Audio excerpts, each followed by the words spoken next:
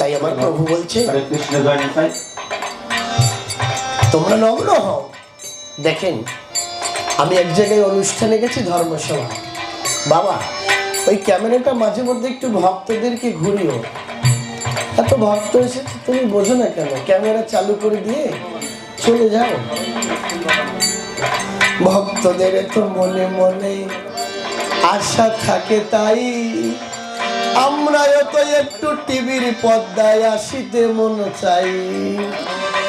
আমাদেরও যেন লোকে ইউটিউবে দেখিবারে পায়।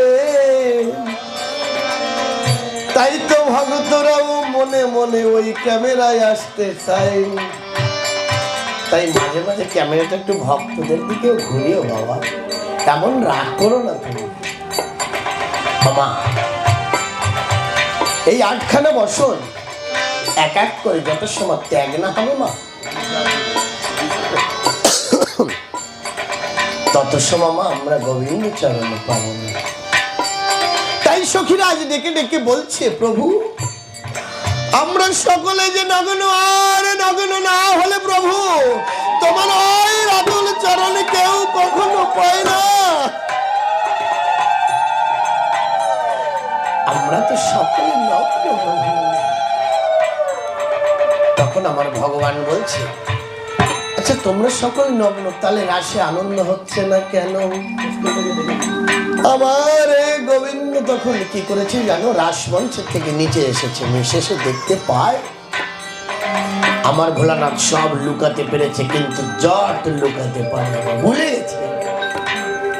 শ্বেত গোপিনীর বেশ ধারণ করেছে, কিন্তু ওই জট কাপড় দিয়ে ঢেকেছে, কিন্তু অত বড় জট ওকে লুকানো যায়? আমার ভগবান ডেকে বলছে, কে? বেরিয়ে আসো।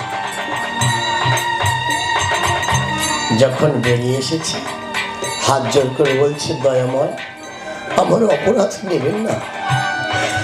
আমার মনে যে বহু কল্প কল্পে ভরসা, তুমি রাস করবে, আমি আর বসে বসে তোমার রাস আস্বাদন করব। সেই মনসাদেই এসেছি, এই রাস মঞ্চের নিচে লুকিয়ে রয়েছি, তোমার রাজ দর্শন করব।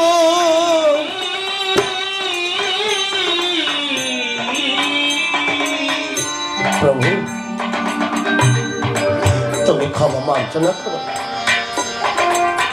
আমার গোবিন্দ বলছে, ভোলানাথ ও ভোলা, তুমি বড় অন্যায় করেছ।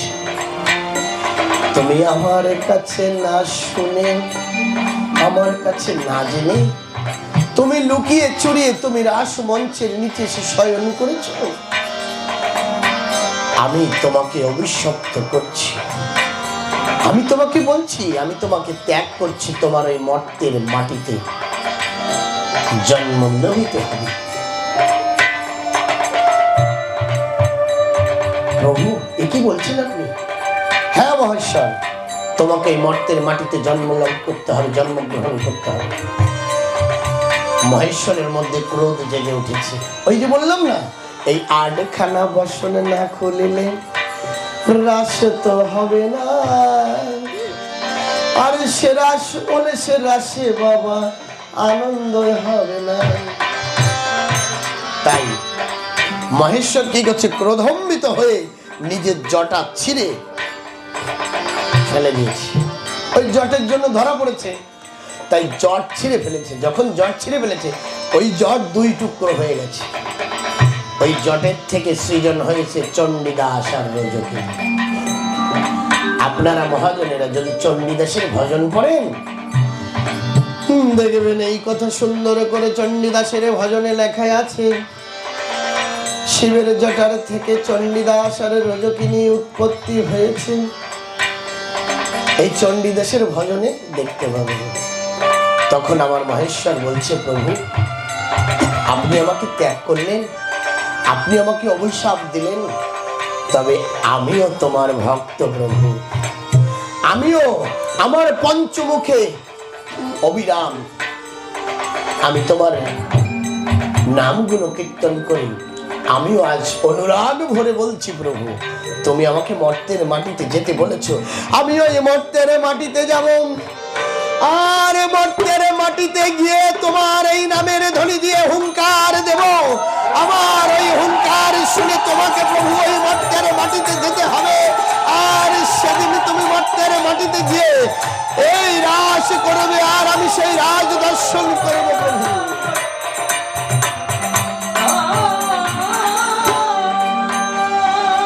প্রভু, আমি তো তোমার ভক্ত।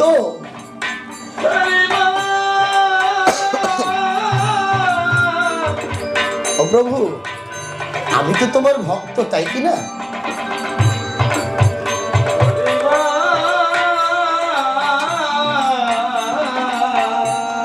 আমিও এই অনুরাগের ভাব আমি বক্ষে ধরে রাখলাম, আমি মর্তের মাটিতে যাব। বলেন তো বাবা, কে এসেছিল? আমার অদ্বৈত মহাপ্রভু, যিনি আমার ভোলানাথ হন তিনি।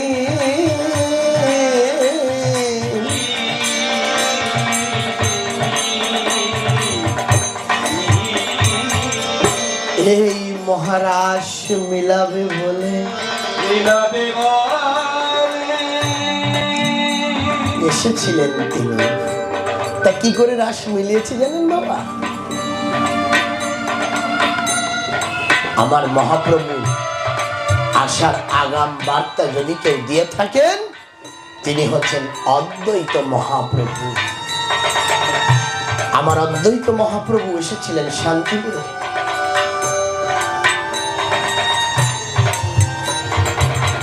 যত যত ভক্ত এসেছে বাবা, আপনি রায় রামানন্দ বলেন, কৃষ্ণদাস কবিরাজ গোস্বামী বলেন, যার কথাই বলেন না কেন, সেদিন অদ্বৈত মহাপ্রভু অপেক্ষা করছিল কবে গৌর হরি, কবে ভগবান এই ধরার বুকে আসে। দেখেন, আমি এই সচীদেবীর কথা বলি। ভগবান আসেন কেমন ভাবে জানেন? আপনারা শুনেছেন ভগবান কখনো কোনো বড় লোকের ঘরে জন্মগ্রহণ করেছেন? কিবা যুগ অবতার?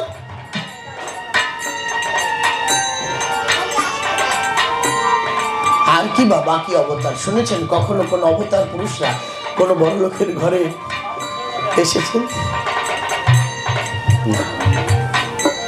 আসলেও তারা ত্যাগ করেছে, বুঝেছেন? আমার সচীদেবীর বয়স তখন কত বলব, নারীদের জোয়ার বন্ধ হয়ে যায় জানো তো একটা সময় আসলে, 40-45 বছর 50 বছর বয়স। সচীদেবীর নারীর জোয়ার বন্ধ হয়ে গেছে, ছেলে মেয়ে হওয়ার মতো সময় নেই। সচীদেবীর 9টা সন্তান হয়ে, 9টা কন্যা সন্তান হয়ে মারা গেছে। এই সচীদেবীকে সবাই বাজা বলতো। কি বলতো? যেন কপাল ঘোরা, অভাগা। ওর হয়তো জীবনে কোনোদিন কপালে সুখ হবে না, হলো অভাগা। যার 9টা কন্যা হয়ে মারা যায়, একটা পুত্র সন্তান বিশ্বরূপ ছিল, সে ত্যাগ করে চলে যায়, সেও অন্তর্ধান হয়ে যায়, তার কোনো খোঁজ থাকে না। 9টি সন্তান কন্যা সন্তান হয়ে যারা মারা যায়, তার মতো অভাগী এই জগতে আছে নাকি? ওই গ্রামের সকলে বলিত, সচীদেবী শুনত। দেখেন, এই 9খানা, আমি যে 8খানা বসনের কথা বলি না, ভগবানকে পেতে হলে আত্মসমর্পণ না হলে হয় না বাবা, হয় না। যেমন বলি, একটি কাঠবিড়ালি একটি বৃক্ষে বসে, কি বলে ওটাকে, পেয়ারা খাচ্ছে। এমন সময় দুটো সাপ, বিষধর সাপ, ওই কাঠবিড়ালিকে ধরে খাবে বলে সাপ দুটি বৃক্ষের ডালে উঠছে। যখন কাঠবিড়ালিকে ছোবো তখন কাঠবিড়ালি দেখতে পায় দুটি বিষধর সর্প তাকে খেতে আসছে। কাঠবিড়ালি তখন চোখের জল ঝরিয়ে, হে ভগবান তুমি আমাকে কৃপা করো, তুমি কৃপা, তুমি ছাড়া আমার কেউ বান্ধব নাই, এদের থেকে বাঁচানোর জন্য তুমি কৃপা। কাঠবিড়ালি চোখের জল ছেড়ে দিয়ে ওই বৃক্ষের ডাল থেকে ঝাঁপ দিয়েছে। ঝাঁপ দিয়ে একটি পাহাড়, ছোট পাহাড়ের উপরে গিয়ে বসেছে।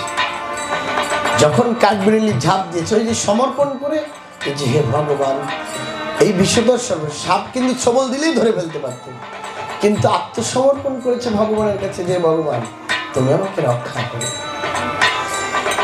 কিন্তু আত্মসমর্পণ করে যখন কাঠবিড়ালি বেঁচে যায়,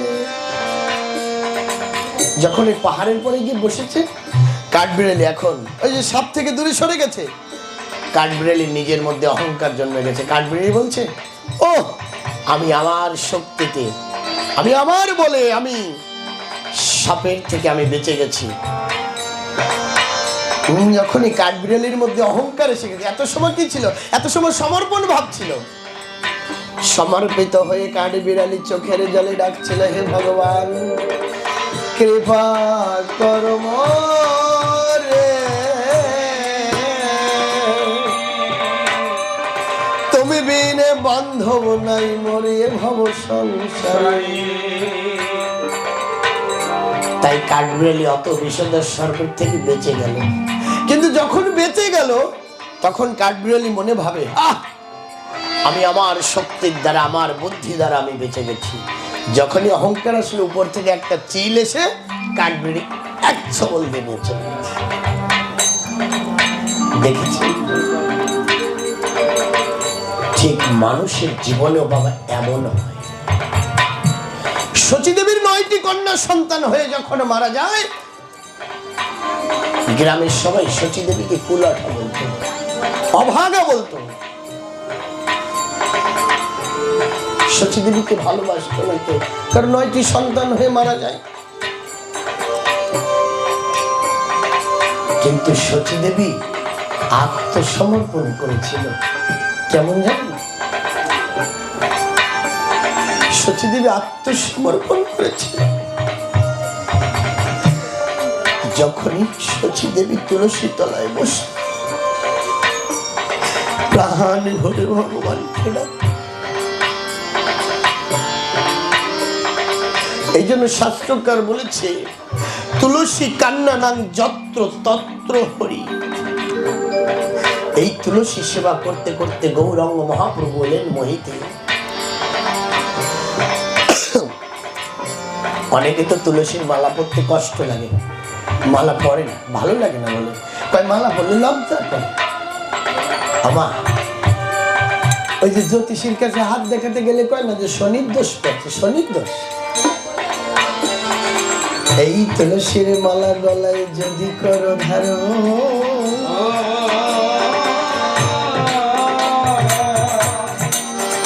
রবিনন্দনের বন্ধন বাবা হয়ে যাবে খণ্ডন।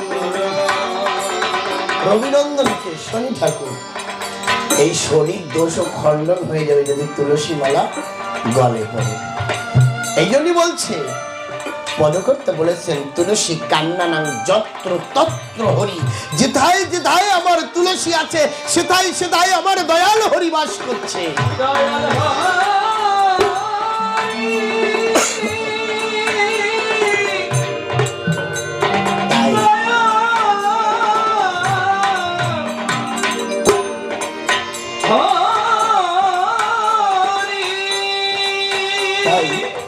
আমার সতীদেবী কি করতে জানেন? ওই তুলসী তলায় বসে, সতীদেবীর আঙিনায় একটি তুলসী বৃক্ষ ছিল। নিত্য নিত্য ওই তুলসী তলায়, তুলসী বৃক্ষের গোড়ায় জল দিত, আর সন্ধ্যা হলে প্রদীপ দিত। আর যখনই একটু সময় পেত, সতীদেবী ওই তুলসী বৃক্ষের নিচে গিয়ে ঠাকুরকে ডাকতো, বলতো, হে ঠাকুর, হে করুণাময়, আমি এত অভাগা, তোমার কি এই অভাগার প্রতি কৃপা হয় না? আমার একটি সন্তান ভীষ্মরূপ, সে আমাকে ত্যাগ করে জন্মের মতো চলে গেছে। আর কোনোদিনই ফিরে আসলো না। তারপরে আমার 9টি কন্যা সন্তান হয়ে মারা গেল। আমি কি নিয়ে থাকবো হে ভগবান, তুমি কি দেখতে পাও?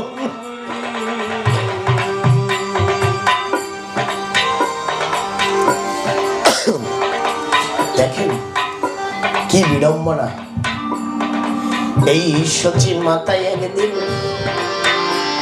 গঙ্গা স্নানে যায়,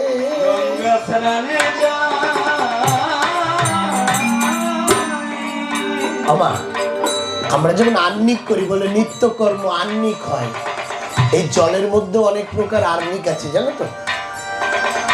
যেমন যারা দীক্ষিত তাদের আমরা একটা বীজ দিই, বীজ মন্ত্র দিই। কি বীজ?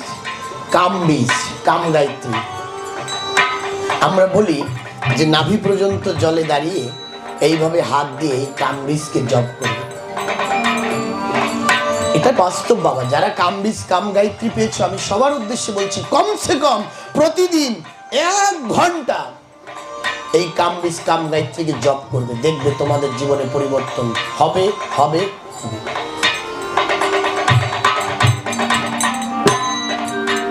এই কাম বীজ কাম গায়ত্রী আমরা দিই। তো এই জলের মধ্যে বহু রকম আহ্নিক আছে। যারা ব্রাহ্মণ, যদি কেউ ব্রাহ্মণকে দেখবে ব্রাহ্মণরা স্নান করতে নেমে এই গলার জেনুকে হাতে এইভাবে বাঁধিয়ে জলে নেমে আহ্নিক করে। প্রত্যেকটা মানুষের জলের মধ্যে একটা আহ্নিক আছে। গুরুর কাছে খবর নেবে, গুরুদেব জানিয়ে দেবে জলে বসে। তো শচী দেবী তদ্রূপ নাভি জলে দাঁড়িয়ে আহ্নিক করছে। আহ্নিক কিভাবে করতে হয় বাবা? গিয়ে জলের মধ্যে নেমে আহ্নিক না, আগে ডুব দিতে হয়। আগে ডুব দিতে হয়, 1 ডুব দিয়ে বা 3 ডুব দিয়ে তারপরে আহ্নিক করতে হয়। বুঝেছো বাবা? তো এই কাম বীজ ওই জলে নেমে আহ্নিক জপ করতে হয়। নাভি জলে দাঁড়িয়ে এই কাম বীজ কাম গায়ত্রীকে জপ করতে হয়। যারা বিভিন্ন মহারাজের কাছে, গুরু গোসাইয়ের কাছে দীক্ষিত, হয়তো গুরুদেব দিয়েছে সকলকে কাম বীজ কাম গায়ত্রী। আমার কাছে যারা দীক্ষিত আমি সকলকে দিয়েছি। এই কাম বীজ প্রতিনিয়ত জপ করা প্রয়োজন। তো শচী দেবী সেদিন সুরধুনী গঙ্গায় নাভি জলে দাঁড়িয়ে আহ্নিক করছেন। এমন সময় মনের বেদনা ফুটে উঠেছে। আর 2 হাত উত্তোলন করে আমার শচী মাতা হরি বল হরি বল বলে চোখের জলে ভেসে ভেসে ডাকে।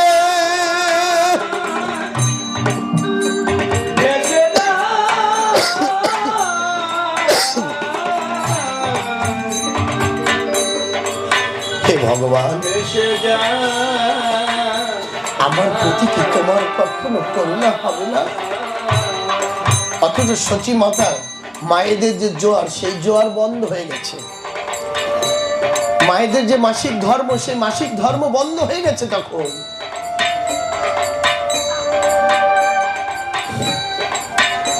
আর সেই একই সময় আমার অদ্বৈত মহাপ্রভু সুরধুনী গঙ্গায় স্নান করতে নেমেছে। আমার অদ্বৈত মহাপ্রভু কি করতেন জানেন? প্রতিদিন যখন স্নান করতে যেতেন, তুলসী পত্র নিয়ে নয়ন জলে ভেসে ভেসে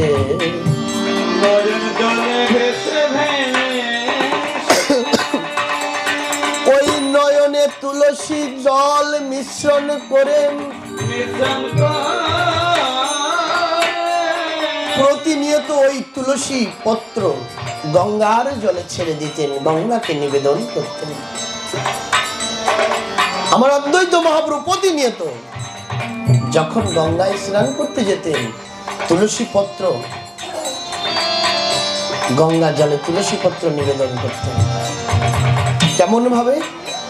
ভগবানকে ডাকতেন, হুঙ্কার দিতেন ওই গঙ্গার জলে বসে, হে অনাদিরাদি গোবিন্দ সচ্চিদানন্দ বিগ্রহ, আমি তোমার অপেক্ষায় আছি এই জগৎ সংসার মাঝারে। কবে কবে কবে তুমি আসবে প্রভু, বলে দাও আমারে।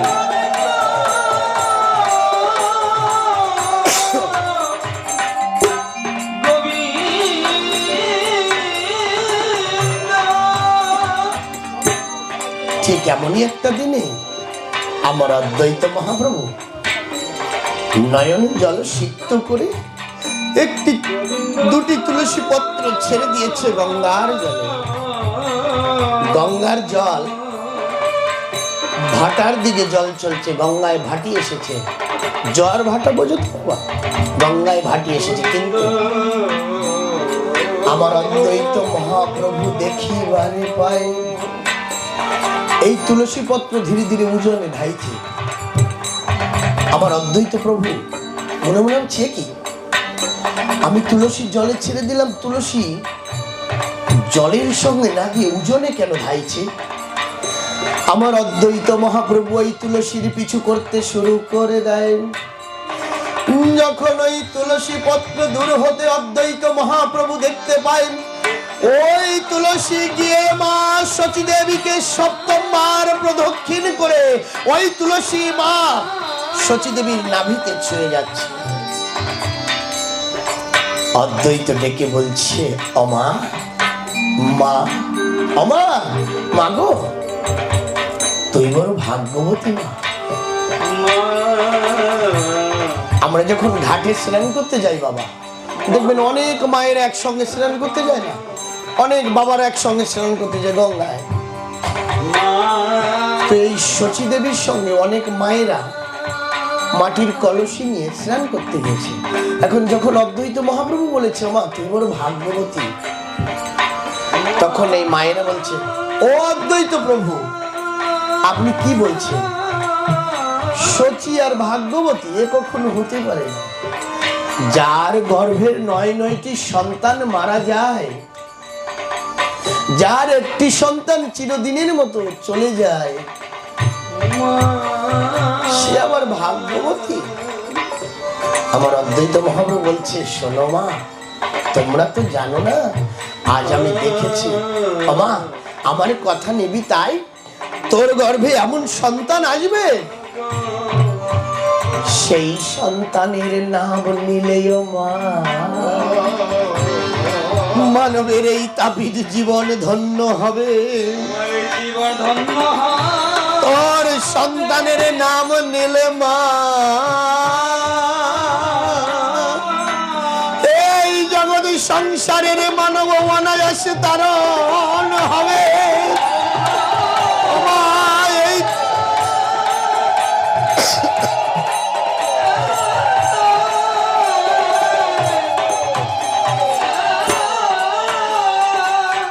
সবাই বলছে অদ্বৈত মহাপ্রভু বলে কি? সচিব তো মায়ের জ্বর বন্ধ হয়ে গেছে। মা এখানে একটা তত্ত্ব আছে, কি জানি, ভগবান কখনো কাম কামনার মধ্যে আসে না।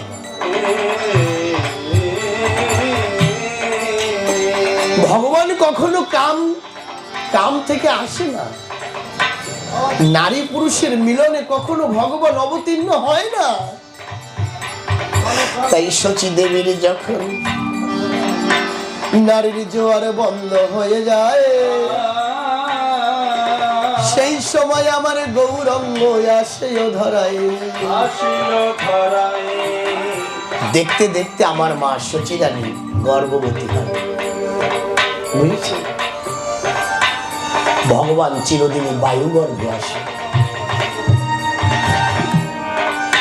ভগবান কখনো কাম কামনা থেকে আসে না। আমি আমার গুরুদেবকে একদিন জিজ্ঞাসা করেছিল, বাবা শুনেছি তুমি নাকি 13 মাস 10 দিন তোমার মায়ের গর্ভে ছিল, এ কখনো হয়নি? 9 মাস হলেই মায়েরা সহ্য করতে পারে না উদরের বেদনা, তুমি 13 মাস কি করেছিলে? বলছে, বাবারে আমার জন্মের পূর্বে পাগলা রাজিন্দিরকে গুরুচাঁদ ঠাকুর কথা দিয়েছিল। ওই ওরাকান্দির গুরুচাঁদ তিনি পরম বৈষ্ণব ছিলেন।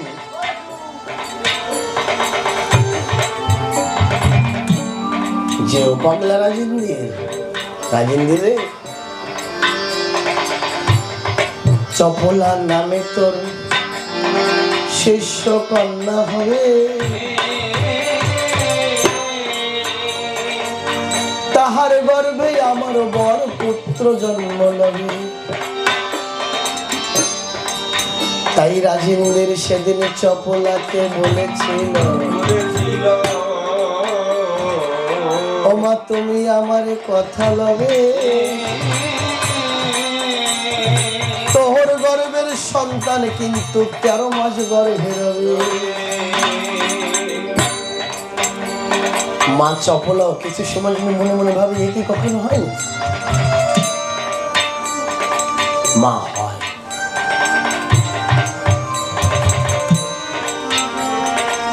আমি একদিন রামায়ণ পড়ি, রামায়ণ পড়তে পড়তে দেখলাম যে অনন্ত কোটি বিশ্বে এমন এমন জীব আছে, এমন এমন প্রাণী আছে, আমরা তাকে চিনিও না, আমরা তার শুনিও না, চোখ দিয়েও দেখিনি কোনোদিন। এমন এমন বস্তু আছে। কোন জায়গায় লেখা আছে? যখন সীতা দেবী দেখতে পায় একটি হরিণের স্বর্ণ শিং, মানে মাথার শিং দুটো সোনা, তখন রামচন্দ্রকে জানকী জিজ্ঞাসা করেছিল, প্রভু এমন বিকট হয় নাকি? সোনার কখনো শিং হয় নাকি? তখন রামচন্দ্র এই কথাটি জানকীকে কয়, তা বাবা, পরমেশ্বর কৃপা করলে এই জগতে সব হয়। তাই আমার উচিতের সময়, তখন সময় কেমন ছিল জানো? কেন আমার অদ্বৈত মহাপ্রভু হুঙ্কার দিলেন? তখন হোসেন শাহ রাজত্ব ছিল। হোসেন শাহ তখন কোথাও খোল করতাল বাজাতে দেওয়া হতো না, হরিনাম করতে দেওয়া হতো না। দিনের বেলা ওই মুসলমানেরা কি করতো জানো? নারীদেরকে ধরে ধরে নিয়ে সুরধনী গঙ্গার কিনারায় তাদেরকে ধর্ষিতা, ধর্ষণ, সাধুদের জিহ্বা কেটে দিত। এমন একটা সময় ছিল। তাই আমার অদ্বৈত মহাপ্রভু ওই আকাশ পানে চেয়ে বারে বারে হুঙ্কার দেয়, এই জগদীশ্বর কবে আসিবে তুমি ধরায়, কবে তোমার মহারূপ দেখব, কবে তোমার বদন খানি হেরিব, কবে তুমি আসিবে এই ধরার মাঝে প্রভু। এই অদ্বৈতের হুঙ্কারে আমার গৌর হরি আসলে জগৎ মাঝারে। আর এই হলো দ্বিতীয় কারণ। আগে একটা কারণ বলেছি যে রাধা ঋণ শোধিবার তরে গৌর হরি আসলেন অবনী মাঝারে। এই হলো দুটো কারণ। তাই আমার যুগ অবতার শ্রী নদের নিমাই, আমরা বলেন নিমাই। আচ্ছা নিমাই কেন বলি বল? এই নিমাই নিম গাছতলায় বসে প্রসব হয়েছিল। তোমরা মায়াপুরে যে পারে যাও, ও পার্কিং ওখানে, ওটা কিন্তু বাস্তবে আমার গৌর হরির জন্মস্থান। ও নিম গাছ নয়, ওটা যারা দূর দূরান্ত থেকে আসে তাদেরকে দেখানোর জন্য বলে এটা শ্রীবাসাঙ্গন, এটা গৌরাঙ্গ মহাপ্রভুর জন্মস্থান, নিমাইয়ের জন্মস্থান। তুমি নবদ্বীপে ওপারে গেছো, দেখেছো? ওই নবদ্বীপে বাস্তবে গৌর হরির জন্মস্থান। এপারে না, এপারে তখন জলমগ্ন ছিল, ওখানে ছিল নদী সুরধনী গঙ্গা। এটা আর্টিফিশিয়াল ভাবে, মানে যেটা আর্টিফিশিয়াল ভাবে তৈরি করেছে, যে যারা ট্যুর করতে আসে, যেমন যে আমার কিছু শিষ্য ছেলে মেয়েরা আন্দামান থেকে আসে নবদ্বীপ দেখতে যাবে, যাও আমার কাছে এসে গল্প যে বাবা আমি কি দেখেছিস রে? বলছে বাবা দেখেছি গৌরাঙ্গ মহাপ্রভু জন্মগ্রহণ করেছিল, কি সুন্দর সাজিয়ে রেখেছি নিম গাছ, কি সুন্দর একটা ঘর বানিয়ে রেখেছি।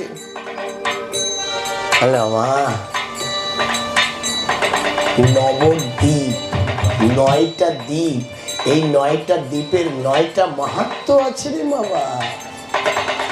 এত সস্তা না নবদ্বীপকে বোঝা, এটা নববৃন্দাবন। আর বলে নবদ্বীপে যদি না করো ভ্রমণ, তাহলে বৃন্দাবনে যাত্রা কখনো পূর্ণতা পায় না, পায় না। তাই আগে নবদ্বীপের মহিমা বুঝতে হবে বাবা। আমরা তো নবদ্বীপ যাই। আমি একটা প্রশ্ন কাকে করেছিলাম যে গৌরাঙ্গ মহাপ্রভু নবদ্বীপে আসিল কেন? কি বাবা প্রশ্ন করেছিলাম না? উত্তর খুঁজেছো?